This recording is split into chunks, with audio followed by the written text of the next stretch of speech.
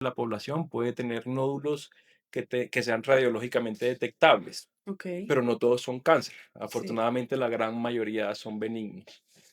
Lo de la ronquera, pues básicamente es un síntoma muy temprano de la patología laringea.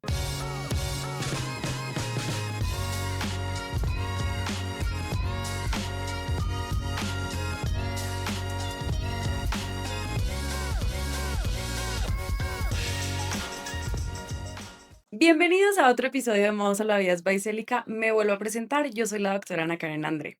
El día de hoy tenemos un invitado muy especial, un colega, amigo y una persona que yo admiro muchísimo y quiero mucho, el doctor Aníbal Ariza, cirujano de cabeza y cuello. Bienvenido a Célica 94, bienvenido a Modos Salvavidas. Anita, muchas gracias por la invitación. Espero que sea un espacio donde demos muchas herramientas a los pacientes que nos ven. Muchas gracias. Bueno, quiero empezar con una pregunta súper básica. Digamos que tu especialidad, si bien pues dentro del gremio es muy conocida, a veces los pacientes no conocen mucho sobre qué es lo que ustedes hacen. Entonces, si me pudieras ayudar como a resumir a grandes rasgos, ¿qué es lo que tu especialidad ve? ¿Qué es lo que ustedes hacen? Perfecto. Entonces, nosotros como cirujanos de cabeza y cuello, básicamente tratamos los tumores benignos y malignos de esta área, Mm, básicamente de las clavículas hacia arriba. Entenderás que en la cabeza y el cuello hay muchas estructuras importantes, sí. para la voz, para la deglución, para la respiración. Entonces, hay muchos sitios donde pueden surgir estos tumores y realmente la práctica principal de nuestra especialidad es el manejo integral del cáncer, básicamente. Yo la recuerdo con temor porque cuando yo estudiaba medicina yo decía, ¿quién en su sano juicio se pone a estudiar los triángulos del cuello y es feliz? O sea, yo decía, Dios mío, qué horror. Es que anatómicamente es una arquitectura muy compleja. O sea, digamos que hay estructuras muy importantes que pasan pues por todo el cuello y ustedes son responsables de que todo eso esté Así es. bajo control. Cada cirugía es un reto porque tenemos que hacer una resección completa del tumor tratando de preservar todas estas estructuras para tratar de disminuir el impacto sobre la calidad de vida del paciente. Obviamente en algunos casos hay que hacer algunas resecciones, Sí. pero lo ideal es siempre estar preparado, siempre contar con una buena planificación de la cirugía como para tratar de prever estas situaciones y generar el menor impacto posible en los pacientes. Sin embargo, pues hay Claro, algunas los riesgos ocasiones siempre existen. que toca sacrificar algunas de estas estructuras para tratar de curar la enfermedad. Mira, yo buscando, haciendo como un poquito, indagando un poquito sobre lo que la gente más busca, como en redes sociales y en Google, sobre tu especialidad, me salían como siempre las mismas palabras, ¿no? Y era como nódulos en el cuello, ronquera persistente y masa en la tiroides. Entonces, digamos que yo sé que, pues claro, cirugía de cabeza y cuello conlleva una cantidad de cánceres, tumores, masas, etcétera. ¿Qué es lo que tú podrías decir dentro de que tú ves más frecuentemente en tu consulta, que es, de los cánceres que tú observas, por ejemplo? Principalmente todo el cáncer de tiroides, nódulos tiroideos son lo que más vemos en la consulta. Okey, Básicamente es porque estamos en una época donde el acceso a la ecografía es mucho más fácil okey, y la gran mayoría de estos nódulos se diagnostican de forma incidental, es decir, por algunos síntomas que eventualmente pueden no tener relación con estos nódulos, sí, pues aparecen en la ecografía y ya implica entonces la realización de más estudios e incluso a veces de cirugías que eventualmente no eran necesarias. Y eso te lo explico porque eh, el cáncer de tiroides es un cáncer que por lo general, en la gran mayoría de los casos, es un tumor de bajo riesgo, ¿sí? Incluso nódulos menores de 1 centímetro de la tiroides no se biopsian sí. porque uno espera que estos tumores no tengan un impacto mayor sobre la calidad de vida ni sobre el pronóstico vital del paciente. Entonces, esta realización del sobrediagnóstico de estos nódulos, pues básicamente es una población muy amplia que vemos en la consulta y a nosotros nos toca entonces como ver, bueno, estos Este sí, nódulos, este no. este sí hay que biopsiarlo, este nódulo tiene características de riesgo, pero básicamente siempre individualizar el caso, como tratar de explicarle al paciente que definitivamente un nódulo es muy frecuente en la población. Se estima que más o menos el 60% de la población puede tener nódulos que sean radiológicamente detectables, Okey, pero no todos son cáncer.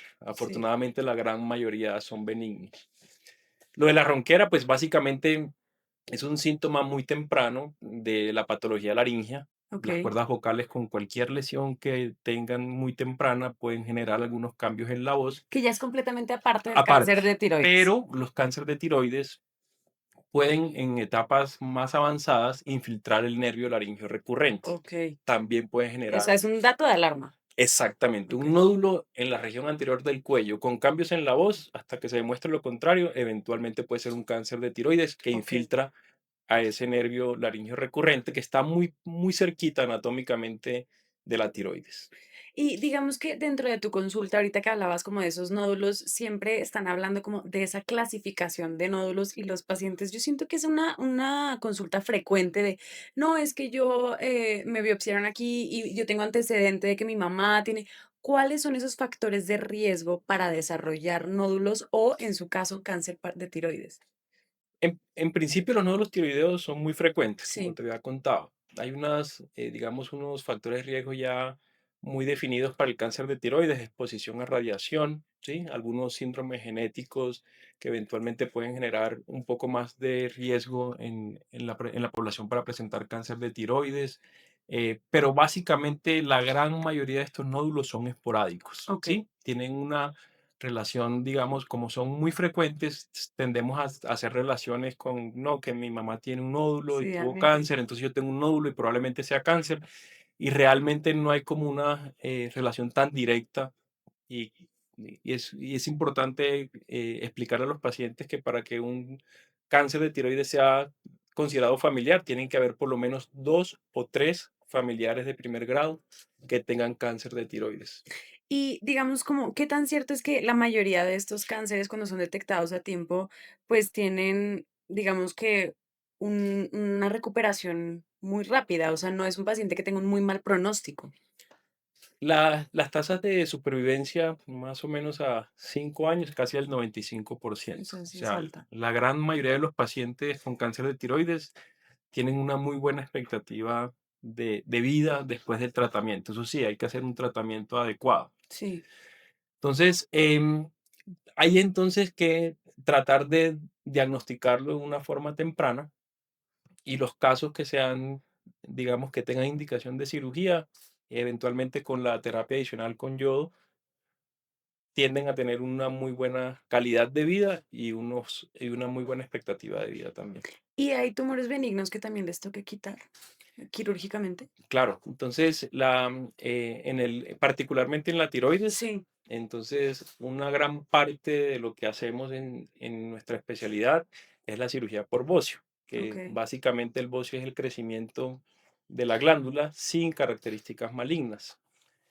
Estos pacientes por lo general se presentan con bultos también en en la región anterior del cuello, pero por lo general no tienden a infiltrar las estructuras vecinas, no infiltran el nervio, no infiltran la tráquea, el esófago, y la cirugía se hace básicamente como para quitar esa sensación de masa que tienen los pacientes. En algunos casos ya muy extremo, donde el bocio es extremadamente grande, puede comprimir la vía aérea Ok. o el esófago y dar unos síntomas compresivos. Definitivamente ese paciente tiene Toca llevarlo indicación a de cirugía. cirugía, exactamente. Y tú ves muchos pacientes que tienden a, digamos, ignorar estos síntomas que les pueden llegar a aparecer de forma temprana, que de pronto si se hubieran detectado a tiempo, el tratamiento hubiera sido mucho más sencillo Definitivamente sí, aplica no solo para tiroides, sino para todo lo para de el cirugía de cáncer en cabeza y cuello. general. Siempre hay como muchos miedos. Mm, Particularmente en la mitos. cirugía de tiroides, nos toca como tratar de, de ir de un tema al otro, pero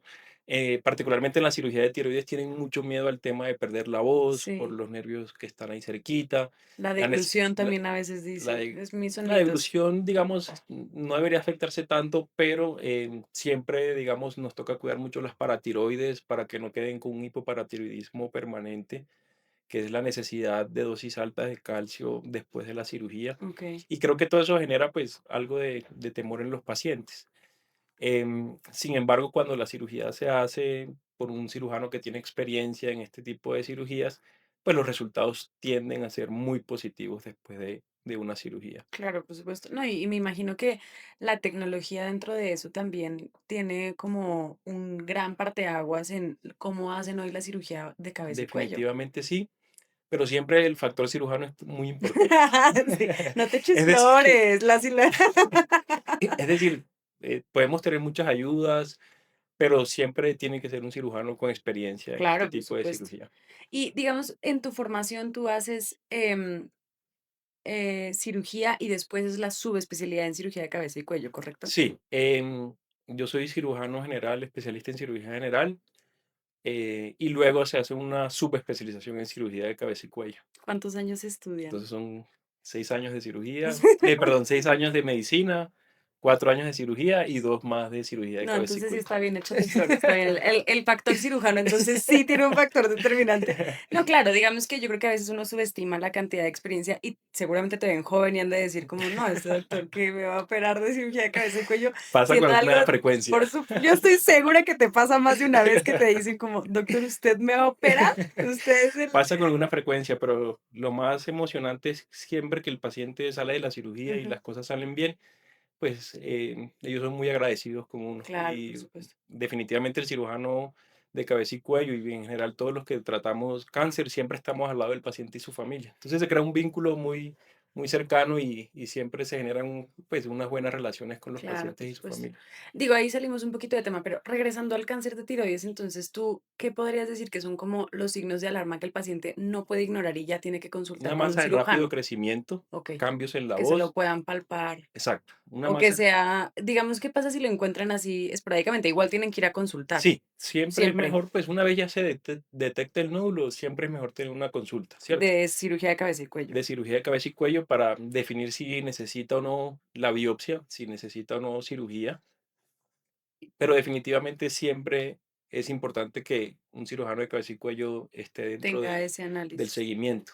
Te contaba que, bueno, los signos de alarma, pues los cambios en la voz, muy importante, aparición de ganglios, pues que además de la masa en el cuello, pues que aparezcan ganglios en la región lateral, Sí, implica que ya el tumor hizo está, metástasis a los ganglios, que es el sitio principal de compromiso metastásico.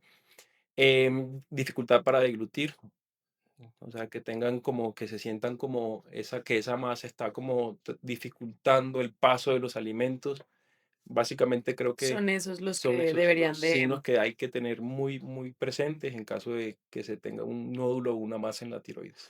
Y digamos, bueno, ya tienen diagnóstico de cáncer, tú haces la cirugía, dependiendo obviamente del tipo de cirugía, ¿cuáles son los cuidados post del cáncer de tiroides? Porque también siento que hay muchos mitos detrás de eso, como que su vida nunca va a volver a ser igual, que entonces tiene que tomar un medicamento de por vida. ¿Cuál es ese tratamiento En general, la posterior cirugía de a tiroides bien hecha es muy agradecida. con el buen cirujano? Y te lo digo porque pues ya estamos en procesos de tiroidectomías ambulatorias. Ok, Los pacientes pues cada vez tratamos de hacer cirugías un poco menos más invasivos. pequeñas, Mm, ¿cierto? Con un buen manejo de los tejidos. Pero básicamente lo que yo siempre digo a los pacientes, trate de hablar normal, sin hacer un mayor esfuerzo ni tratar de disminuir el tono habitual, no hacer como actividad física mayor, pero básicamente pues al día siguiente los pacientes están están bastante bien funcionando. y eso pues definitivamente es un mito que toca ir derrumbando poco a poco, ¿cierto? Sí, pues de hecho aquí tenemos como una sección de mitos y realidades que de pronto ya dijimos un par, pero me gusta hacerlo porque a veces sacamos como segmentos del podcast para las redes sociales y yo creo que es algo súper didáctico en la manera en la que es muy fácil decir, a ver, no, esto no, no te creas todo lo que ves en TikTok, no, TikTok no es tu doctor, pero estas frases son cosas que las personas genuinamente sienten o han dicho o he encontrado en redes sociales. Entonces tú me dices como así muy rápidamente si es verdad o es mentira y por qué, Perfecto. ¿no? Así como rápido. Si tengo un nódulo en el cuello, es cáncer. Definitivamente no. Entonces ya dijimos que tienen que consultar, que muchos son incidentales, que hay de diferentes tipos, Sí, siempre casi el 85% de los nódulos tiroideos son benignos. benignos, perfecto. Las cirugías de cabeza y cuello siempre dejan cicatrices grandes y visibles. Mito. em, Con el buen Cada vez profesor. hacemos cirugías un poco más pequeñas, tratamos de ocultarlas en los pliegues. En la medida de que la cirugía ha sido más segura, ya ahora nos preocupamos un poco más por la estética y por digamos, por las preocupaciones de la percepción del paciente. Entonces siempre tenemos en cuenta eso. Ok, Entonces tratamos de hacerlo lo menos visible posible. me parece perfecto. Si me operan de la tiroides, mi metabolismo cambiará y voy a subir de peso. Mito, completamente mito. Obviamente después de la cirugía de la tiroides, cuando es tiroidectomía total, el paciente va a necesitar suplencia de la como hormona las tiroidea, hormonas. siempre y cuando el paciente sea juicioso, siga las indicaciones de la toma del medicamento y se mantenga dentro de los niveles que esperamos para el paciente, pues no tiene por Sí. qué haber ningún impacto mayor en el peso del paciente. El cáncer de es que aquí dice cabeza y cuello, pero, pues, yo creo que se refieren a al cáncer de tiroides, ¿solo aparece en fumadores o personas mayores? No, mito. Entonces, el cáncer de tiroides pues no tiene una relación muy directa con el La edad, cigarrillo. okey. Igual no fumen, o sea, sí yo Pero para el resto, digamos, para los otros sitios de la cabeza y el cuello, cavidad oral, orofaringe, laringe, el cigarrillo y el consumo de alcohol son los principales factores de riesgo. Y además tiene un efecto sinérgico. Cuando se consume ambos. el alcohol y el cigarrillo, pues tienden a potenciar la probabilidad de que el paciente tenga cáncer. Si la masa no duele, no es grave. Mito. Por lo general, cuando aparecen masas en el cuello, tienden a no ser dolorosas. Cuando hay conglomerados ganglionares, es decir, varios ganglios que se van como juntando para hacer una gran masa, en principio no generan dolor. Okey, pero Entonces, pues obviamente una masa en el cuello que crezca siempre va a ser un signo de alarma, así no duela. okey. Después de una cirugía de laringe se pierde la voz para siempre. Eso depende. Ay, yo. Básicamente, cuando hacemos laringectomías totales para el cáncer de laringe avanzado, básicamente quitamos toda la laringe, incluyendo las cuerdas vocales. Qué locura. Obviamente, pues el paciente va a perder su tono de voz habitual, pero tenemos afortunadamente unas nuevas formas de rehabilitación que son muy efectivas, que son válvulas fonatorias, que es una pequeña válvula que dejamos en la misma cirugía para que el paciente pueda tener una rehabilitación de su voz. Pero no es igual. No es igual, pero tenemos pacientes laringectomizados que hacen su vida Normal. normal. Obviamente implica un impacto muy grande para el paciente perder su voz, tener que tener un traqueostoma Claro. o un huequito aquí en el cuello para poder respirar definitivamente, pero cada vez nos preocupamos más por la rehabilitación y afortunadamente los pacientes laringectomizados vuelven a tener una vida muy funcional. Qué locura. Pobres pacientes. Em, dice, las cirugías de cabeza y cuello solamente se hacen cuando hay cáncer. No, básicamente lo que más hacemos es cáncer, pero hay otros tumores benignos, hay otras patologías congénitas en el cuello, quistes del conducto tirogloso, quistes de las hendiduras branquiales, tumores benignos de las glándulas salivales, principalmente de la parótida, que aunque no son cáncer, pues generalmente siempre van a cirugía. Ok, dice, si la ronquera dura más de 3 semanas no pasa nada, seguro es por el clima. Esto lo dice la Claro, gente, pues no es que sé, el entonces, cambio, digamos, la aparición de la ronquera puede ser habitual en una gripa. Lo mm, importante es que el paciente y todos sepan es que una ronquera no debe durar más de 3 semanas. Si hay un paciente que tenga una ronquera que persista, tiene que hacerse exámenes para descartar que no hay una patología estructural en la laringe o incluso si hay sospechas de masas en la tiroides, pues que esa lesión ya está infiltrando el nervio. bueno, pues hasta ahí tenemos de esos mitos y realidades. Todos fueron mitos, ninguna fue verdad, bueno, algunas a la mitad. Pero quisiera regresar a algo que mencionaste ahorita sobre la parte de laringe, porque creo que la parte de rehabilitación, fonoaudiología, incluso la nutrición que llegan a tener los pacientes, me gustaría que indagaras un poco más sobre ese cuidado. Si quieres iniciar como con la parte de cáncer de laringe, cuáles son esos factores de riesgo y ese cuidado post y por qué se apoyan de esas como esas personas y ese equipo multidisciplinario para los pacientes. Anita, no solo en laringe, cavidad oral, Todo, orofaringe, incluso cuando no hacemos cirugía y damos quimiorradioterapia, que es la opción toca apoyarse de equivalente ellos. a la cirugía en algunos casos donde tratamos de preservar el órgano para no tener que hacer una cirugía y, digamos, no afectar de una manera tan importante al paciente. Siempre es importante tener un equipo multidisciplinario. Creo que el éxito en la cirugía de cabeza y cuello y el tratamiento de los tumores de la cabeza y el cuello depende de un equipo multidisciplinario. Somos muchas personas con el paciente y su familia tratando de que sea un poco más fácil ese proceso de volver a su vida normal. Fonoaudiólogas, porque los pacientes a veces pierden la capacidad de deglutir, entonces nos toca volverlos Volver a a enseñar, educarlo. a educarlos a deglutir. El tema del traqueostoma, pues obviamente eso les cambia 100% la vida. Toca explicarles cómo va a ser su nueva vida y eso lo hacemos siempre acompañado de terapia respiratoria, de todo el equipo de psicología, psiquiatría, pues que también nos apoyan siempre como para tratar de disminuir el impacto que tengan sobre la calidad de vida y que los pacientes sepan que pueden tener una vida lo más normal posible. Entonces, siempre es un equipo pues de muchas personas donde desde el momento uno, incluso antes de la cirugía, tratamos de acompañarlos y empezar todo ese proceso para que el paciente vuelva a ser lo más funcional posible. Y de la parte de nutrición, me imagino que por o sea, esa pérdida de la dilución, la dieta de ellos cambia Hay y algunos tiene que pacientes que llevar, necesitan gastrostomías, que son tubitos que se ponen aquí en el estómago durante el tratamiento y después del tratamiento. y eso afecta la calidad de Generalmente, vida. digamos, los pacientes que van a quimiorradioterapia en principio. Los pacientes que van a cirugía, eventualmente y vamos y nosotros preveemos que van a tener más o menos unos 7, 10 días sin poder comer, dejamos una sonda de nutrición. Siempre es muy importante mantener un buen estado nutricional Claro. para, digamos, para todos los desenlaces de la cirugía, tratar de mejorar los resultados. Siempre un buen estado nutricional es importante y obviamente hace parte del manejo integral de los pacientes. ¿Qué crees que te distingue a ti como, digamos, personalmente como médico y viendo todas estas patologías que tratas, finalmente esa comunicación y ese apego con tu paciente debe de ser única? O sea, si uno no tiene esa sensibilidad para decir las cosas, incluso pues, como te decía al principio, son los arquitectos de la medicina, ya sin decir que los otros cirujanos, no, porque ya sabes que aquí entre egos todo mundo se da, pero finalmente es algo muy delicado que puede afectar la calidad de vida de un día para otro de un paciente. Estás hablando de que es su forma de comunicar, ¿no? Es visualmente lo primero que uno ve. Entonces, ¿cómo Total. manejas tú esa relación médico-paciente a fondo? Siempre tenemos casos muy complejos.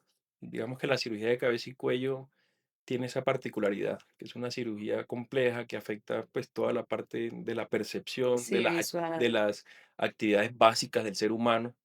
Yo siempre trato de ser muy esperanzador, decirle, después de esto puedes tener una vida normal. normal, que obviamente pues no va a ser igual a lo Sí, de sí, antes, sí, pero siempre decirle al paciente que hay opciones, que hay formas de rehabilitar, que hay formas de reconstruir, ¿cierto? Digamos que nosotros como cirujanos oncólogos siempre tratamos de priorizar el principio oncológico, es decir, quitar el sí, tumor sí, sí, para tratar de darle al paciente la mejor expectativa de vida. Pero tenemos que también hacer un balance de los principios oncológicos, de la parte funcional funcional, claro. y obviamente de la parte estética. Obviamente uno nunca dice, no, para no dejarle un defecto en la cara, pues voy a dejarle tumor. Eso no Sí, pasa, claro, claro, ¿cierto? de acuerdo, sí. Pero desde el principio siempre estamos diciendo al paciente, mira, vamos a hacer esto, nos acompaña un equipo de reconstrucción con cirujanos plásticos que tienen mucha experiencia, la idea es que vamos a hacer esta reconstrucción o diseñamos una reconstrucción, pues para que el paciente, obviamente siempre es un impactante para él y Sí, su claro. familia recibir toda esa información, pero al final creo que darle la esperanza que puede tener una vida sin cáncer, creo que los motiva mucho. Claro, por supuesto. ¿Cómo ves tú a tu especialidad en 10 años? O sea, ¿cuál crees que sea la revolución en un futuro En para... general en la oncología, Sí, digamos en el tratamiento del cáncer, creo que cada vez el tratamiento va a ser más personalizado. Entonces, ahorita mismo estamos ya con el tema de la inmunoterapia, de las terapias dirigidas, es decir, este tumor, por ejemplo, de tiroides tiene esta mutación, entonces le vamos a dar ese una medicamento que terapia va dirigida. exactamente, que va directamente a esa mutación y los resultados realmente son sorprendentes. Digamos que surgieron como una posibilidad en una etapa donde no había como mucho avance en la cirugía de cabeza y cuello, ya la inmunoterapia hace parte de esquemas neoadyuvantes, de esquemas adyuvantes, es decir, antes o después de la cirugía. Y estamos pues esperando que se consolide todo eso para tratar de que el paciente reciba el tratamiento que él necesita y digamos no la receta habitual que Mm, siempre hacemos como normalmente. Entonces, yo creo que ese es el principal avance que tendremos en cabeza y cuello y en general pues en el tratamiento del cáncer, pues en otras sí, áreas en anatómicas. otras áreas.